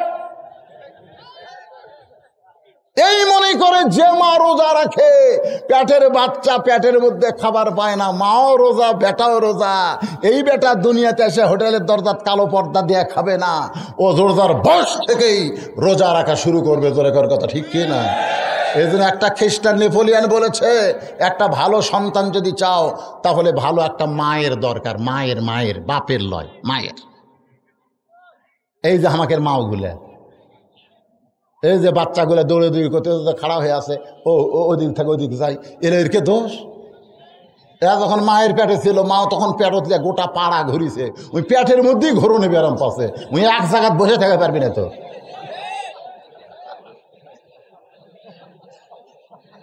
একটা মা যদি ভালো হয়, সন্তান আল্লাহর ওলি হয়, যার দৃষ্টান্ত হলো আব্দুল কাদের জিলানী। জোরে কথা কন না কেন? এই জন্য হোসেন প্রশ্ন করেছে, আমার মাকে তুমি জানো? সঙ্গে সঙ্গে মেয়েটা ওপার থেকে বলতে, তো হোসেন আপনার মাকে আমি চিনি। যেই কইছে চিনি, উমর ফারুক জিব্বাত কামড় খাইছে। হোসাইন মুসকে মুসকে হাসতেছে, আর হযরত আলীর চোখ দিয়ে দর দর করে পানি পড়তেছে। প্রশ্ন করছে, আমার মাকে জানো? আর উত্তর দেয় চিনি। উমর ফারুক জিব্বাত কামড় খাইছে। হায় হায়, কি উত্তর দিল রে! এই হোসাইনের মা চিনে? এমন মরদ মানুষ পৃথিবীতে আছে, এমন মেয়ে মানুষও পৃথিবীতে নাই। জোরে কারণ সুবহানাল্লাহ। কারণ গভীর রাত্রে হযরত আলী যখন মা ফাতেমা কবর দিল, কবর দিয়ে আল্লাহ বলতেছে, আল্লাহ ফাতেমাকে তুমি গ্রহণ করো। এই দোয়া করার সাথে সাথে তাকায় দেখে সামনে কোনো নতুন কবর নেই, সব কয়টাই পুরাতন কবর। হযরত আলী চিল্লায় বলে, এই মাত্র ফাতেমার কবর দিলাম, সেই কবর কোন জায়গায়? কে যেন বলতেছে, আলী ফাতেমা আমার পর্দানিশী, আমি আল্লাহ জোহরা ডিগ্রি দিয়া ফাতেমার কবরটাকেও কিয়ামত পর্যন্ত পর্দা করে দিছি। সেই ফাতেমা কইছিনি। কিন্তু হোসাইন মুসকি মুসকি হাসতেছে, সুবহানাল্লাহ। আলী কান্দে, উমর ফারুক জিব্বাত কামড় দেয়, আর হোসাইন মুসকি মুসকি হাসে। উমর ফারুক বলে, মা কি প্রশ্ন করলো আর কি উত্তর দিলা? এবার মেয়েটা বলে, হোসাইন আপনার মায়ের চোখের ভুরু জোড়া ছিল। চোখের ভুরু কি? আপনার মায়ের বাম গালে কালো একটা তিল ছিল, থুতুনের তলে লাল একটা দাগ ছিল। সঙ্গে সঙ্গে হযরত আলী চিৎকার করে বলতেছেন, মা যা বলছিস বলছিস, আর বলিস না, কারণ এই জায়গায় একজন পরপুরুষ আছে। এই জায়গায় একজন কি আছে? পরপুরুষ আছে। সেই পরপুরুষের নাম কি? আরো জোরে। আমি কিন্তু অনেক জায়গায় বলি, যারা বড় ডাক্তার বুঝলেন, তারা কোনোদিন বউরে সিজার করায় না, কারণ জানে সিজার করালে বাচ্চার ক্ষতি, মায়ের ক্ষতি। 2 নম্বর হলো মৌলানাদের বাড়িতে কোনোদিন মিলাদ হয় না। 3 নম্বর পীরের বউ কোনোদিন মুরিদ হয় না। আপনি খোঁজলা দেখবেন বাংলাদেশে কোনো পীরের বউ ওই পীরের হাতে মুরিদ হয়নি। কেন হয়নি? কারণ বউ জানে আমার পীর 1 নম্বর লুচ্চা, মাঝে মধ্যে মুরিদের বউয়ের দিকে চোখ মারে, এই শালার হাতে কে মুরিদ হবে? তাহলে কয়টা কইলাম? 1 নম্বর কি, ভালো ডাক্তারের বউয়ের সিজার লাগে না, মৌলবীর বাড়ি মিলাদ হয় না, পীরের বউ মুরিদ হয় না। পীরের বউ ওই পীরের হাতে মুরিদ হয় না, কারণ জানে যে মালটা ভালো নয়। আমি একদিন আর বউরে কইলাম, লক্ষ লক্ষ মানুষ আমাকে হুজুর কয়, তুমি একটু হুজুর করে ডাক দাও তো দেখি, বইয়ের মুখে হুজুর শুনতে কেমন লাগে। আর বউ খালি মুসকে মুসকে হাসে। আমি হাসো কেবারে, হুজুর কয় জনগণ আপনাকে চিনে না তাই হুজুর কয়, কিন্তু আমি মাল ডাক চিনি, হুজুর হওয়া এত সহজ নয়। রে বইয়ের কাছে হুজুর হওয়া, বইয়ের কাছে পীর হওয়া একজনই মাত্র পেরেছেন, তিনি হলেন মুহাম্মদ রাসূলুল্লাহ। সর্বপ্রথম তার হাতে কলেমা পড়েছে তার বিবি খাদিজা। জোরে কোন কথা ঠিক কিনা? কারণ মা খাদিজা জানে এইটাই হলো মানুষ রে, আর বাদ বাকি সব ভেজাল ভেজাল। কষ্ট নিচ্ছেন? বলতেছেন আর বলিস না মা, এই জায়গাতে একজন পরপুরুষ আছে, তুই কেমনে বললি চোখের ভুরু জোড়া? আমি বলতে পারি, কারণ আমি তার স্বামী।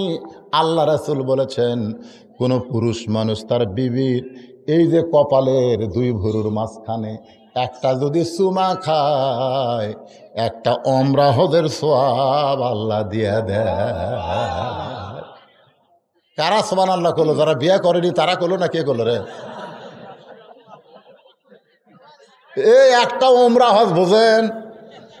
এই যে দেখেন, দেখেন আমার দিকে তাকায় দেখেন, এই 2 ভুরুর এই মাঝখানে একটু শব্দ করা, এইরকম শব্দ করা যদি একটা চুমা খান, একটা ওমরা হজের সওয়াব আল্লাহ দিবে। আলী বলতে যে ফাতেমার চোখের ভুরু জোড়া, এইটা আমি বলবার পারবো, কারণ নবীর সুন্নত আমি প্রত্যেক দিন আমার বিবির কপালে আদায় করেছি। আর আপনারা আদায় করবার গেলে বইয়েরা দোল হাত করে বলবি হুজুরে সব ওয়াজ শোনা যাবি, কিন্তু এটা শোনা যাবি না, কারণ তোমরা যে বিড়ি খাওয়া খাও, চুমা খাবার গেলে আমার বমি হবি। জোরে কোনো কথা ঠিক কিনা ভাই? মা ফাতেমার গায়ে তিল আছে, এটা আমি বলতে পারি। থুতুনির তলে লাল দাগ আমি বলতে পারবো, তুই কেমনে বললি? মেয়েটা বলতেছে মুরব্বি, ওই রোমের জেলখানার মধ্যে শেরদিল কারারক্ষী সকালবেলা আমাকে 3টা চাবুক মারে, বিকালবেলা আমাকে 3টা চাবুক মারে। এই চাবুক মারতে মারতে এক সময় আমার গোটা দেহ ঘা হয়ে গেল। আমি অসুস্থ হয়ে এক সময় বিরক্ত হলাম, অসুস্থ হয়ে এক সময় কি হলাম? বিরক্ত। আল্লাহ আবাবিল পাখি দিয়ে তুমি কাবা ঘর হেফাজত করলে, আর এতগুলো মুসলমান হত্যা করতেছে ফিলিস্তিন ইহুদি সৈন্যরা, তুমি বসে থেকে ঘুম পাচ্ছিস? কি কোন বিরক্ত হয় না? এ কথা কোন বিরক্ত হয় না? আমির হামজা মাঝে মধ্যে বিরক্ত হচ্ছে না? সেদিন আপনারা দেখছেন আর ছোট বাচ্চা ওই যে গাড়িত করে নিয়ে যাচ্ছে, ওই গাড়িত ওই শীত ধরে খাড়া, ছোট্ট একটা বাচ্চা 3-4 বছরের মেয়ে এরকম শিখ ধরে আছে বাবাকে এক নজর দেখার জন্যে। আমির হামজা বিরক্ত হচ্ছে না? আল্লাহ গোটা বাংলাদেশে কোন বক্তা আমার মতন কয় নম্বর পারা, কয় নম্বর সূরা, কয় নম্বর রুকু, কোন আয়াত এইরকম ওয়াজ কেউ করেনি। আমি এত সুন্দর ওয়াজ করার পরেও জেলের মধ্যে বন্দি কেন? বিরক্ত। কথা কন না, কথা কন না, বিরক্ত, বিরক্ত। সকালে মারে বিকালে মারে, মারতে মারতে আমার দেহ রক্তাক্ত হয়ে গেছে। আমি বিরক্ত হয়ে বললাম, আল্লাহ তুমি আসো আসমানে, নবী আছে মদিনায়, এই রোমের জেলখানায় দেখার মতন আমাকে কেউ নাই। এই কথা বলে যখন ঘুমায় গেছি, এমন সময় দেখি ওই মেয়েটা বলে হোসাইন রে, এমন সময় দেখি নূরের একটা পুতুলি আমার শিওরের পাশে বসে আমার মাথার চুলের মধ্যে হাত বুলায়। আমি কইলাম, কে গো আপনি? জান্নাতের হুরি না বেহেশতের পরি? কে গো আপনি আমার মাথায় হাত বুলান? আমার কপালে চুমা দিয়া বলে, মা আমি জান্নাতের হুরিও না বেহেশতের পরিও না, আমি হলাম জান্নাতুল বাকি থেকে আসা নবীর মেয়ে ফাতেমা। মেয়েটা কান্দারুল হোসাইন। আমি তখন লক্ষ্য করে দেখি আপনার মায়ের চোখের ভুরু জোড়া, বাম গালে কালো একটা তিল, থুতুনির তলে লাল একটা দাগ দেখতে পাইছি। সঙ্গে সঙ্গে হোসেন চিল্লায় বলে, রে মেয়ে, 1 নম্বর প্রশ্নের উত্তর যেমন আশা করেছিলাম তার চাইতে 100 গুণ তুমি ভালো দিয়েছ। ওমর ফারুক বলতেছে, আলী ভাই আমার ঘটকালি আল্লাহ কবুল করছে। হোসেন বলে, এত সহজ না, 33 পাইলে আমি বিয়ে করব না, 99 পাইলে বিয়ে হবে। কেবল একটা পারছে। জোরে কোন কয়টা? 33 পাইলে আমি বিয়ে করব না, 99। ওমর ফারুক বলে, বাবা তাহলে 2 নম্বর প্রশ্ন করো। এবার হোসেন বলে, রে মেয়ে, আমার 2 নম্বর প্রশ্ন হলো, ভাইজান বর্তমান বাংলাদেশের প্রেক্ষাপটে এই 2 নম্বর প্রশ্নটা একটু মনোযোগ দিয়ে আপনাদের শোনা লাগবে, কারণ আমরা ডাইরেক্ট কোনো কথা বলতে পারবো না, আমাদেরকে অ্যাঙ্গেলে ডোজ মারা লাগবে। জোরে কোন কথা ঠিক না? আমাকে টাঙ্গাইলে আমি ওয়াজে বলছি, মেয়ে মানুষের জোরে কোরআন তেলাওয়াত করা জায়েজ নাই, মেয়েরা জোরে কথা বলা জায়েজ নাই, মেয়েরা কথা জোরে বললে পরপুরুষ শুনলে সেটা পাপ হয়। এই ওয়াজ যেই করছি, এক মেয়ে মানুষ আমাকে একটা কাগজ দিছে, সে কাগজে লেখা আছে, হুজুর প্রধানমন্ত্রী জাতির উদ্দেশ্যে যখন ভাষণ দেয় সেই ভাষণ শোনা কি জায়েজ না হারাম, ফতুয়া দিয়ে যাবেন।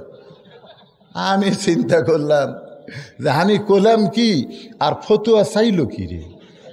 এখন প্রধানমন্ত্রীর ভাষণ শোনা জায়েজ না হারাম, এর ওপর যদি আমি ফতুয়া দেই, আমাকে যমুনা ব্রিজ পার হবার দিবি? আমি চিন্তা করলাম, ভাই এই জায়গা ডাইরেক্ট বলা জায়েজ নাই। আল্লাহর কোরআন বললো, উদউ ইলা সাবিলি রাব্বিকা বিল হিকমা মাউইজাতিল হাসানা। আমি কিন্তু বলেছি, কিন্তু ডাইরেক্ট না। তো এখন যে উত্তর হবে এটা কিন্তু অ্যাঙ্গেলে মার হবে। তো এখন কি মারে হবে? অ্যাঙ্গেল।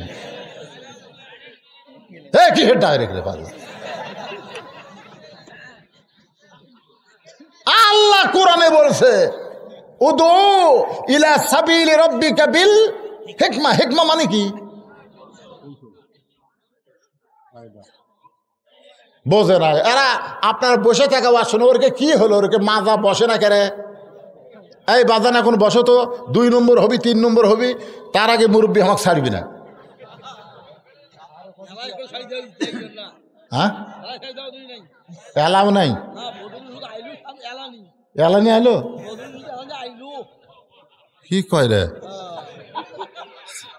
12টা 37 বাজতেছে, আমি যখন উঠি তখন 10টা 37, এখন বাজে 12টা 37।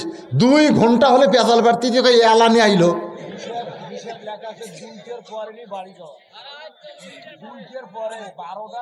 না না না অসুস্থ মানুষ বাবা, না আমি আর আসতে পারি না তো।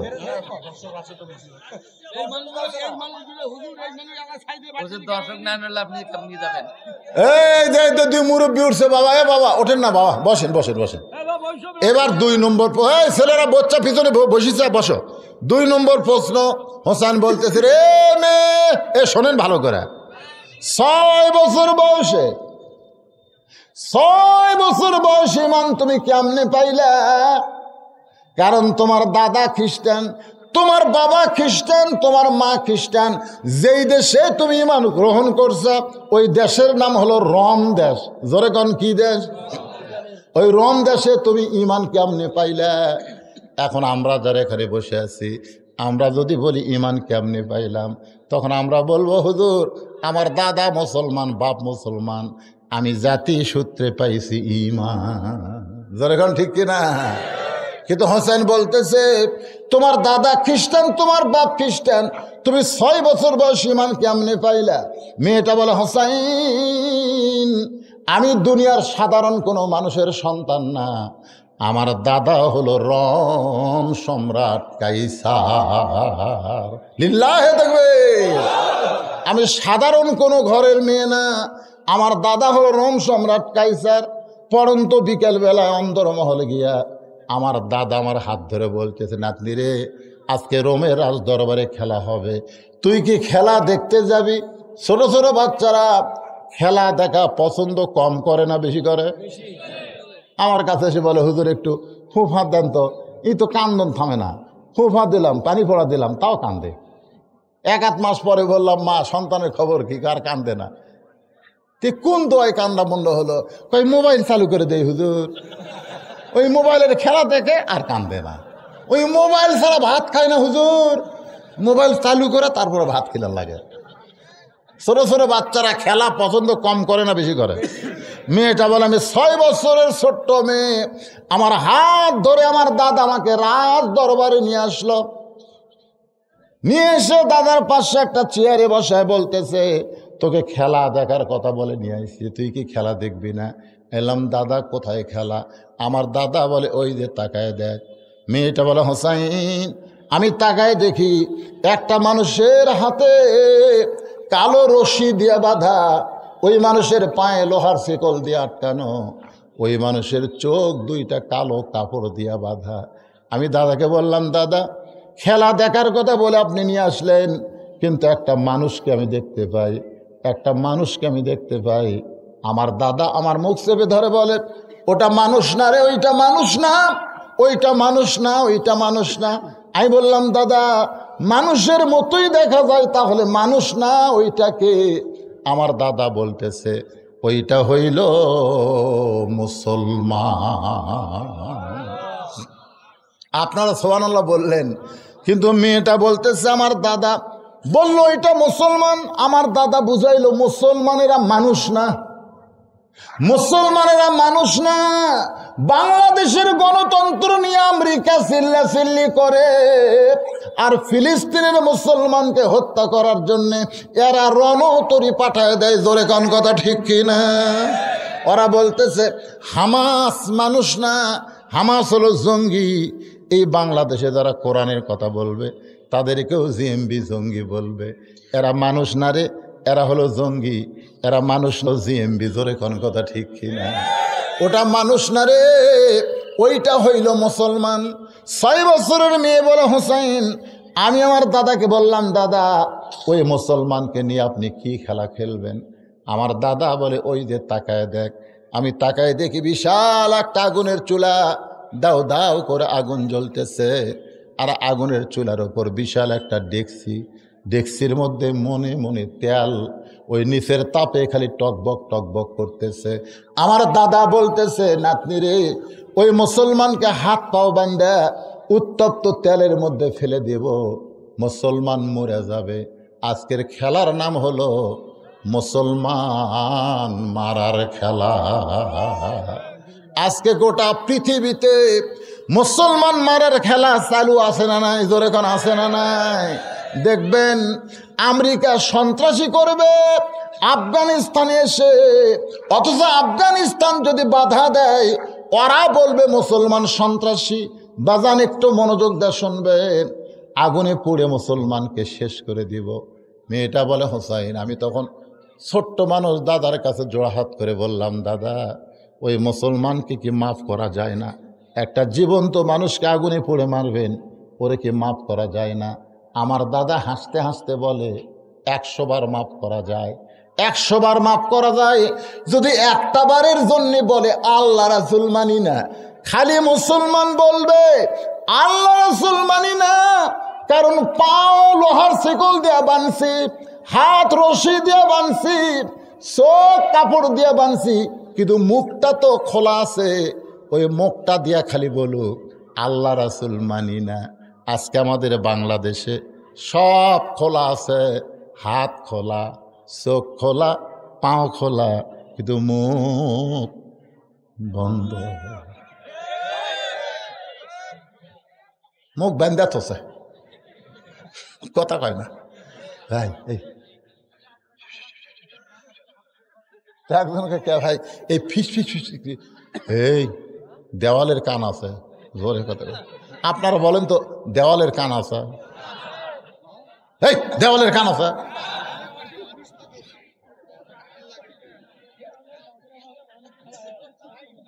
দেখেন কি কথা।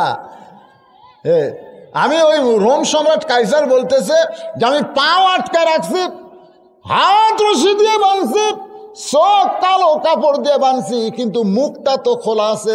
ওই মুখটা দিয়ে খালি একটা বার বলুক আল্লাহ রাসূল মানি না। বলার সঙ্গে সঙ্গে হাতের দড়ি খুলে দিব, পায়ের শিকল খুলে দিব, চোখের কাপড় খুলে দিব। মেয়েটা বলে, হোসাইন আমি আস্তে আস্তে দাদার কাছ থেকে মুসলমানের সামনে গিয়ে দাঁড়ালাম। দাঁড়ায় বললাম, মুসলমান যদি তুমি বাঁচতে চাও তাহলে আমার দাদার কাছে মাফ চাও। দাদার কাছে উকিল বলতেছে যদি তুমি বাঁচবার চাও তাহলে প্রেসিডেন্টের কাছে মাফ চাও। উকিল বলতেছে না, ফাঁসির দণ্ড থেকে যদি বাঁচবার চাও প্রেসিডেন্টের কাছে মাফ চাও। আসামি খালি মুচকি মুচকি হাসে। উকিল কয় হাসিস কে? হাসার কারণ হলো আমার জীবনে 3টা প্রেসিডেন্ট ক্ষমতার থাকা অবস্থায় মরছে। বঙ্গবন্ধু শেখ মুজিবুর রহমান, জিয়াউর রহমান, জিল্লুর রহমান, যারা নিজেরাই মরে যায় তাদের কাছে মুসলমান বাঁচার দরখাস্ত লেখে না। ছোট্ট বাচ্চা বলতেছে খালি মাফ চাও, বলো আল্লাহ রাসূল মানি না। সঙ্গে সঙ্গে মুসলমান চিল্লায় বলে, মাফ, তুমি ছোট্ট মানুষ, তোমার কাছে জীবনের দাম বেশি, কিন্তু যারা মুসলমান তারা আল্লাহর জন্যে 1000 বার জীবন দিতে রাজি। বুখারী শরীফের হাদিস শুনবেন। মা আহাদান ইয়াদখুলুল জান্নাতা ইহুব্বু আন ইয়ারজি ইলা দুনিয়া ওয়া লাহু মা আলাল আরদি মিন শাইইন ইল্লা শাহীদুন ইয়াতামান্না আন ইয়ারজি ইলা দুনিয়া ফায়ুকতাল আশারা মাররাতান লিমা ইয়ারা মিনাল কারামাতি, রাওয়াহুল বুখারী। হাদিস শরীফের ভাষায় রাসূল বলেছেন, জান্নাত পাওয়ার পরেও একদল লোক দুনিয়াতে আসার জন্য ছটফট করবে। আল্লাহ বলবে, কে রে, তোদেরকে জান্নাত দিলাম, তোরা দুনিয়াতে যাবার চাস কেন? ওরা বলবে, আল্লাহ জান্নাত ভালো লাগতেছে না, দুনিয়াতে যাবার চাই। বাতিলের বিরুদ্ধে লড়াই করে একবার শহীদ হয়েছি, শহীদ হওয়ার কারণে জান্নাত পাইছি। জান্নাতের মধ্যে যে মজা পাচ্ছি না সেই মজা শহীদের মধ্যে আছে। দরকার হলে 10 বার আশারা মাররাতান, 10 বার বাতিলের বিরুদ্ধে যুদ্ধ করে শহীদ হব। জান্নাত চাই না, শহীদ হবার চাই। কি আমাকে ভয় দেখে লাভ আছে? এই ভয় দেখে লাভ আছে? মরলে শহীদ, বাঁচলে কি? মেয়েটা বলতেছে, দরকার হলে জীবন দিব, কিন্তু আল্লাহ রাসূলকে ছাড়ব না। এই কথা যেই বলেছে, মেয়েটা বলে, হোসাইন, আমার দাদা রোম সম্রাট কাইসার হুকুম দিল ওই মুসলমানকে হাত পাও বান্ধা আগুনের চুলার মধ্যে ফেলে দাও। আমি বললাম, দাদা ভাই, এই জ্যান্ত মানুষ মারার খেলা আমি দেখব না, আমি যাবার চাই। আমার দাদা আমার হাত আটকায় দিল, নিয়ে আইছি দেখার জন্য, যাওয়ার জন্যে না। আমাকে জোর করে যখন রাখতেছে, আমি তখন তাকায় দেখি ওই মুসলমান আগুনের চুলার দিকে বীরের মতন হাঁটতেছে। সুবহানাল্লাহ খান।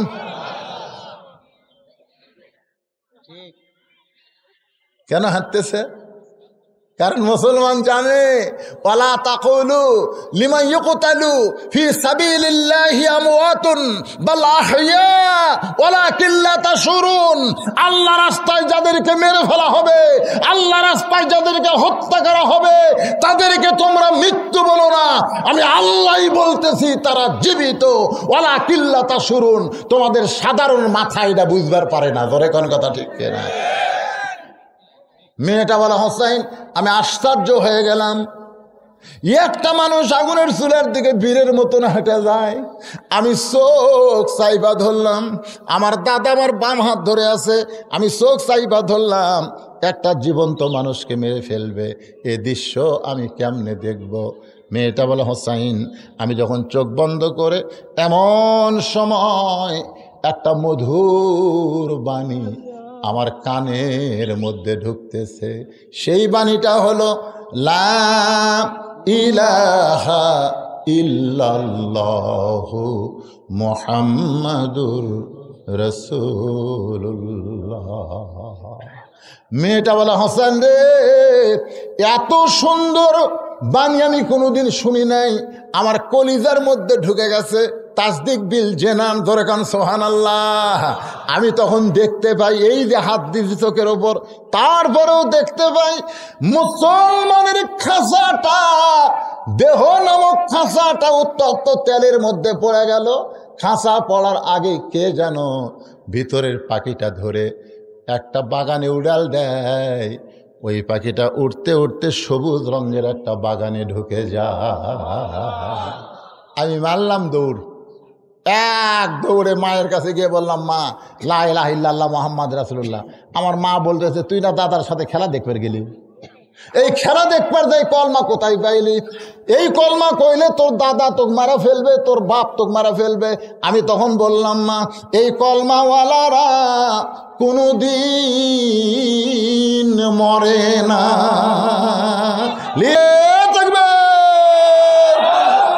এই কলমাওয়ালার খাঁচা, এই কলমাওয়ালাদের খাঁচা কবরে যায়, কিন্তু পাখির কবর হয় না। পাখি ইল্লিন নামক জান্নাতের বাগানে উড়ে বেড়ায়। আপনারা কি মনে করছেন আপনার মরে পচে যাবেন? এই মুসলমান, এই কি বিশ্বাস আপনাকে রে? আপনাকে রে খাঁচা রে, এই দেহ নামক খাঁচা। ওই যে একটা গান, লালন গীতি, লালন কব না, না লালন কষে তো, কিন্তু গানটা ভালো পারে। মন তৈ রইলি, এ বাবা মুরব্বী উঠলিন কে বাধা? আরে জামায় সময় থেকে এখন মন তো অশুনতিছে, কতক্ষণ আটকে থুবি কন্ত ভাই? এ গানটা গাবো। মন তৈ রইলি খাঁচার আসে, খাঁচা যে তোর কাঁচা বাসে, কোন দিন খাঁচা পড়বে খসে, কোন দিন খাঁচা পড়বে খসে। লালন ফকির কয়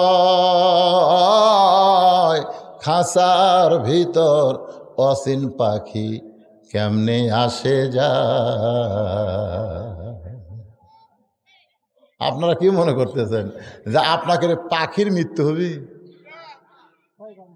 হবে?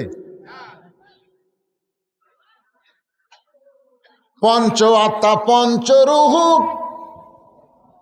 হিসাবেতে দেখা যায়, একেতে দুইয়েরই জনম, পরমাত্মার মরণ নাই। কে বলে মানুষ মরে, মানুষ মরিলে তবে বিচার হবে কার। আমি এক দৌড়ে আসলাম, আসা থেকে দাদা তার সৈন্যদের নিয়ে হাসতেছে, আনন্দ করতেছে। আমাকে কয় লাতনি রে, ভয়ে দৌড় দিলে এই দেখ মুসলমান পুড়ে ছাই হয়ে গেল। আমি তখন বললাম, দাদা কানার ভাগ্যে ধন মিলে না, মুসলমান পড়েনি, মুসলমানের খাঁচা পড়তেছে, আর মুসলমান এখন জান্নাতে ঘুরতেছে।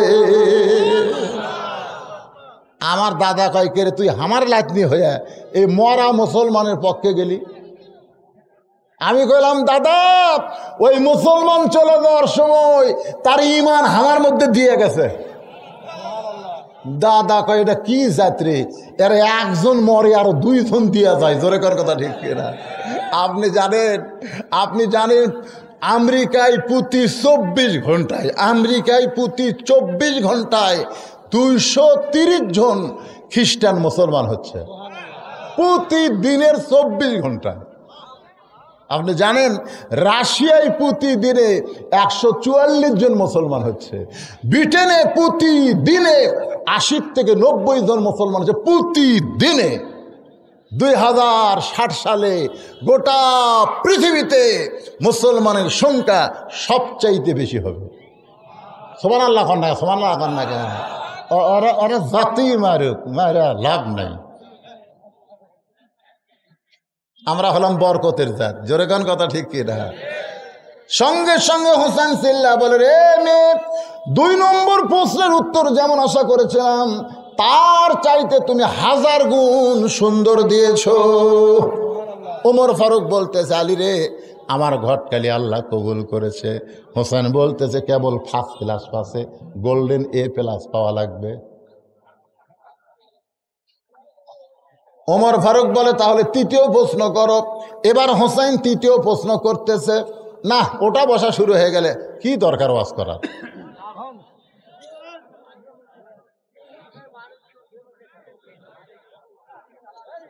আমি অসুস্থ মানুষে লম্বা ওয়াজ করতেছি, আপনাকে বসার সাইজ ভালো দেখে তো ওটা বসা করে আল্লাহ আমিন কমু কি আছে? কিসের পেশাবের চাবে? এদিকে একজনে পেশাব করে না, এই সাইডে একটাও করে না, ওই পিছন দিকে কি হলো রে?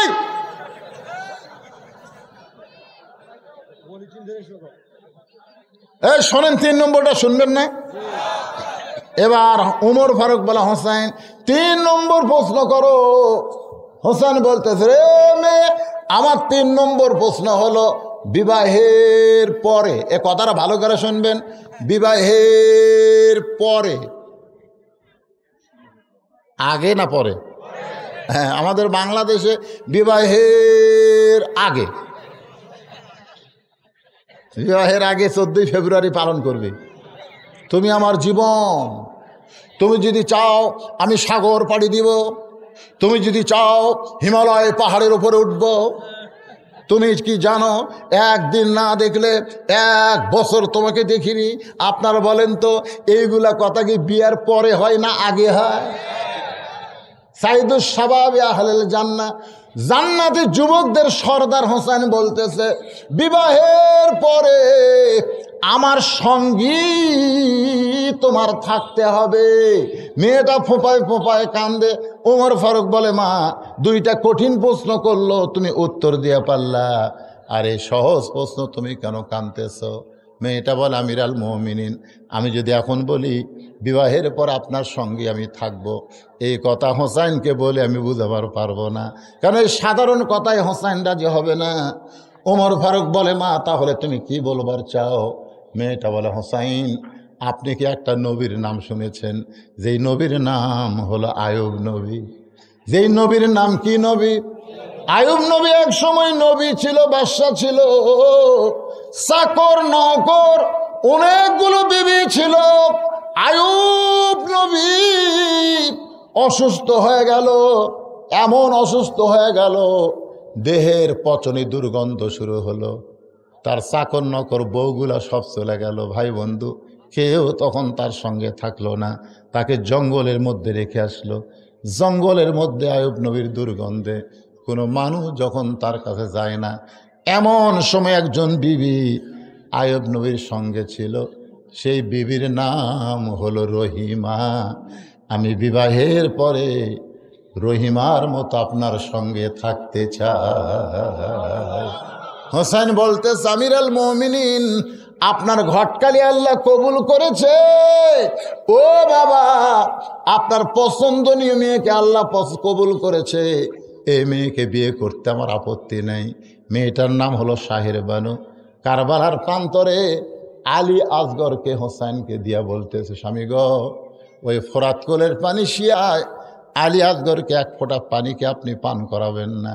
হোসেন বলে, বিবি রে, তুমি তোমার আলী আসগরকে নিয়ে তাঁবু থেকে চলে যাও, আমার সঙ্গে ওদের শত্রুতা তোমার সঙ্গে নাই।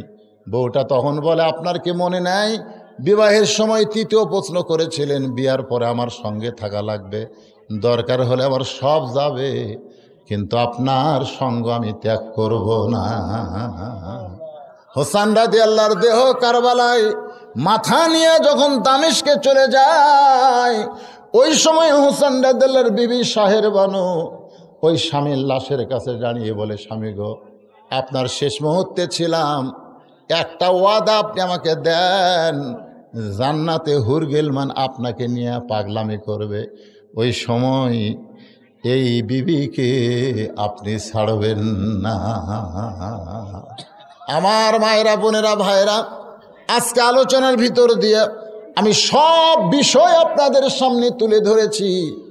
যাই যেটা বুঝেছেন সেই বুঝ মোতাবেক আমাদেরকে আমল করতে হবে। আল্লাহ পাক আমাদের সকলকে তৌফিক দান করুক। সকলে বলি আল্লাহুম্মা আমিন। সবাই বসেন, দোয়া করা হবে। সবাই বসেন। আস্তাগফিরুল্লাহ রব্বি মিন কুল্লি যামবি ওয়া তুবু ইলাইহি লা হাওলা ওয়ালা কুওয়াতা ইল্লা বিল্লাহিল আলিয়্যিল আযীম। আল্লাহুম্মা সাল্লি আলা সাইয়্যিদিনা শাফিনা নাবিয়িনা মাওলানা মুহাম্মদ ওয়া আলা আলিহি ওয়া সাহবিহি ওয়া বারাক ওয়া সাল্লিম। দোয়া করে দিলাম ভাই। আল্লাহুম্মা আমিন। আল্লাহুম্মা আনতাস সালাম ওয়া মিনকাস সালাম তাবারাকতা ইয়া যাল জালালি ওয়াল ইকরাম। আয় আল্লাহ, সেই মাগরিবের নামাজের পর থেকে এত রাত পর্যন্ত তোমার পাগল বান্দা বান্দিরা আরামের বাড়ি ঘুমকে বাদ দিয়া কোরআন হাদিসের মহব্বত কলিজার মধ্যে নিয়া এই জান্নাতের বাগানে বসে বসে কোরআন হাদিসের আলোচনা শোনার শেষে আমি গুনাহগারের সঙ্গে রহমতের দরজায় ফকির হয়ে দোকানা হাত তুলেছে। আল্লাহ মেহেরবানি করে আজকের মাহফিল আমাদের সকলের হেদায়েতের জন্যে, নাজাতের জন্যে, জান্নাতের জন্যে কবুল করো। এই মাহফিলের শুরু থেকে শেষ পর্যন্ত যত আলোচনা হয়েছে আল্লাহ, এর মধ্যে যদি ত্রুটি হয়, ভুল হয়, মাফ করে দিও। এর হাদিয়া মঞ্জুর করো। সোনার মদিনায় নবী পাকে রওজা মোবারকে কবুল করে নাও।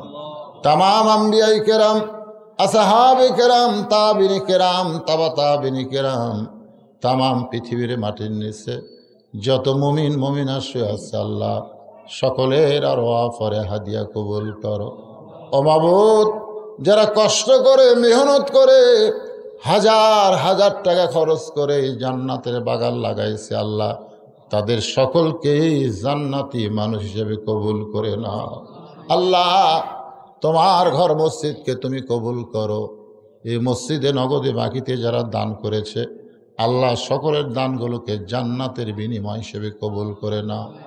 আজকের মাহফিলের সম্মানিত সভাপতিকে আল্লাহ তুমি কবুল করো। সম্মানিত প্রধান অতিথিকে আল্লাহ তুমি কবুল করো। সম্মানিত সহসভাপতিদের আল্লাহ তুমি কবুল করো।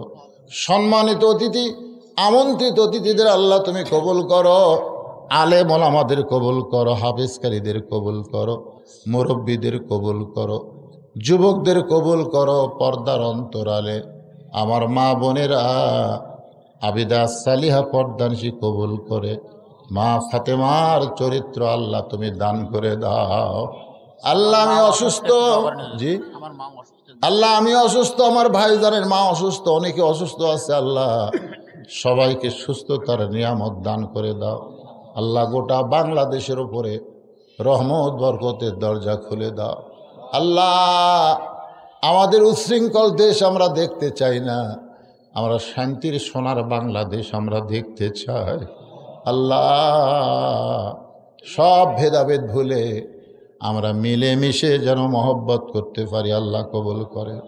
আল্লাহ আমার প্রশাসনের ভাইয়েরা যারা মাহফিলের ভলেন্টিয়ারের দায়িত্ব পালন করলো, আল্লাহ তাদের সকলকেই তুমি জান্নাতি কবুল করো।